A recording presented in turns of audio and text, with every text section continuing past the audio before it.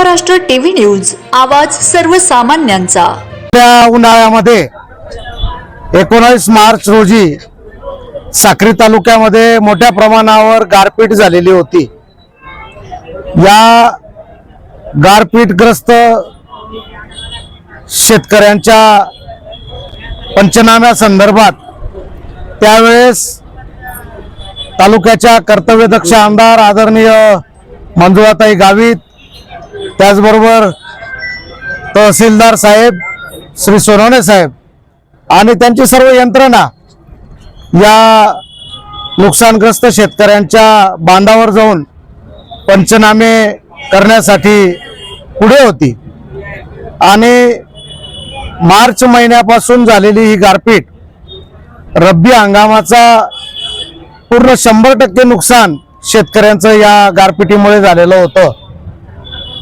आम्हाला सर्व शेतकऱ्यांना अपेक्षा होती की खरीप हंगाम सुरू होण्याच्या आधी या नुकसानग्रस्त शेतकऱ्यांना भरपाईचे पैसे मिळतील, परंतु शासनाकडून याद्या प्रसिद्ध झाल्या, KYC झाल्या, तरी देखील आजपर्यंत शासनाकडून नुकसान भरपाईचे पैसे प्राप्त झालेले नाहीत, अशी तक्रार प्रामुख्याने सर्व शेतकरी बांधवांची आहे। वास्तविक पाहता या वर्षीचा पावसाळा 1 महिना उशिराने सुरू झालेला आहे। रब्बी हंगामाचा 1 रुपया देखील खिशात नसताना खरीप हंगाम सुरू होण्याच्या आधी शेतकरी बांधवांना नुकसान भरपाईचे पैसे मिळणे गरजेचं होतं। त्यातून त्यांना आपल्या खरीप हंगामाच्या पिकांची पेरणी करता येणं शक्य झालं असतं, परंतु खिशात पैसे नसताना देखील अडचणी सहन करून शेतकरी बांधवांनी खरीप हंगामामध्ये आपापल्या क्षेत्रामध्ये पिकांची पेरणी केलेली आहे। आता तरी खते देणं वगैरे या सर्व कामासाठी पैसे नुकसानग्रस्त शेतकऱ्यांना प्राप्त व्हावेत अशी अपेक्षा सर्व शेतकरी बांधवांची आहे।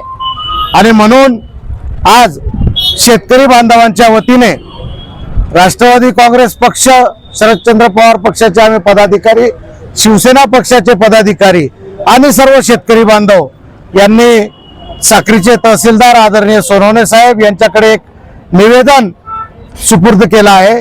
आणि त्यात अशी आम्ही मागणी केली आहे की शेतकरी बांधवांना लवकरात लवकर नुकसान भरपाईचे पैसे शासनाकडून प्राप्त करून देण्यासंदर्भात या निवेदनाद्वारे आमच्या भावना शासनाकडे कळवाव्यात।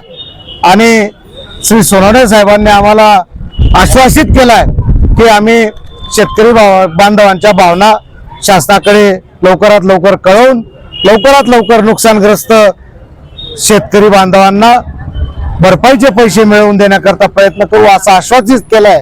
आणि म्हणून त्यांचे धन्यवाद या ठिकाणी व्यक्त करतो आणि थांबतो। धन्यवाद। वंदे महाराष्ट्र टीव्ही न्यूज, आवाज सर्वसामान्यांचा। अशाच नवनवीन बातम्या पाहण्यासाठी आमच्या चॅनलला सबस्क्राईब करा, बेल आयकॉनला क्लिक करा।